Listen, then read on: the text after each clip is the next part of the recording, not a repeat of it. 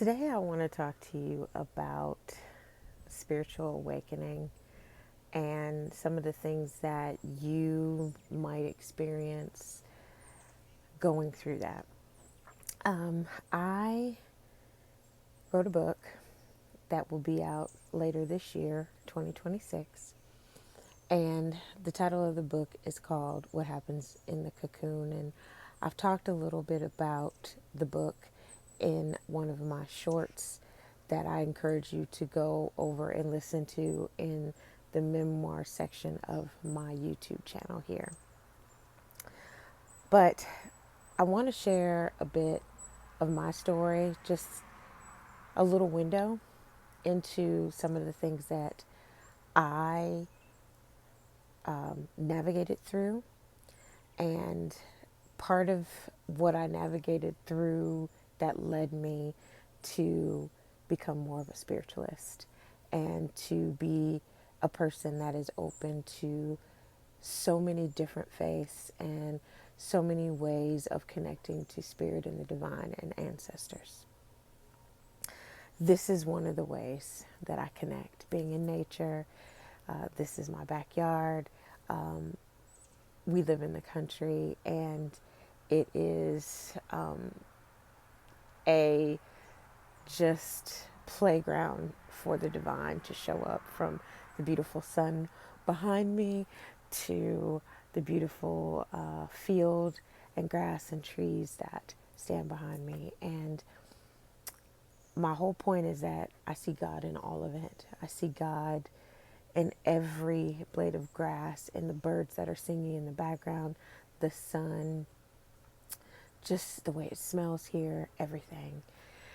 But I grew up very different. I grew up in cults, and some of that traveled into my adult life, where I was involved in certain sectors of mainstream Christianity.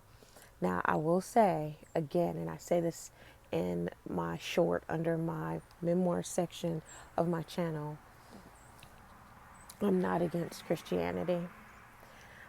There are tenets and beliefs in it that I still hold near and dear to me to this day. But it became very, very important for me to not base my life on what someone was telling me. It became very important for me to base my life on my own experience. And that experience has led me to where I am today.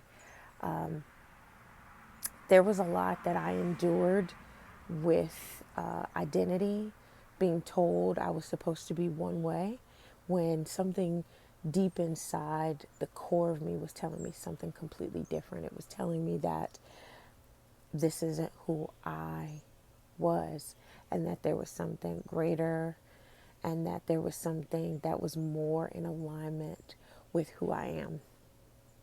And it took a while for me to figure this out, but I figured it out. And it led me on this journey of deconstruction. It led me on this journey of seeking, trying to get greater understanding of the divinity within me, the divinity that I carry, the divinity that shows up in my creativity, the divinity that shows up in how I engage with people, how I write, how I dance, how I sing, how I play. I see God in all of it. And this book is supposed to be a window to those of you who are really looking for yourselves and not sure how to get there, but also to let you know that you can find it. You can find yourself.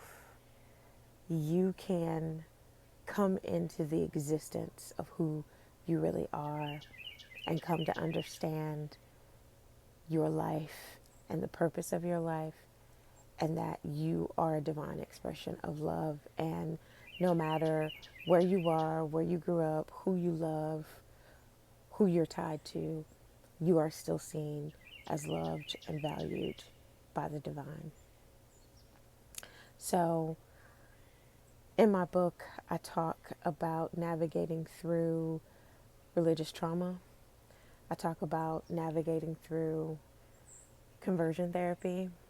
I talk about how I came to be introduced to the healing arts and how it was revelatory for me, and that in that I learned so much about myself, and I learned so much about the beautiful ways that we can heal right here in this earth, that things that were put here like sound therapy and Reiki and tuning forks and hypnotherapy, just different things that we have access to regulate our nervous systems and heal our bodies. But I would never have discovered that unless I was willing to walk away from everything that I knew,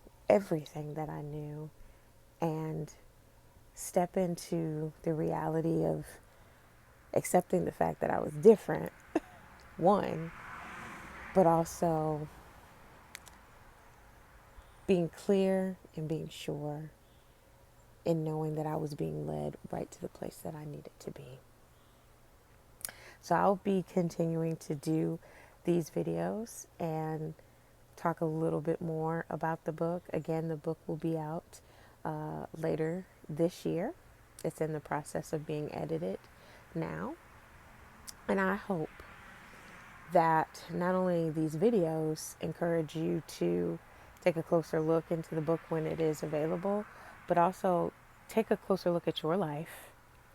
And if there's something that's telling you that there's more, or that there's something different, there's something available to you that maybe somebody has told you you can't achieve or you can't find outside of what they're offering, I'm here to tell you there is. There really, really is. And I hope and I pray and I send loving energy to you to let you know it is possible. It is possible. It's possible right here in nature.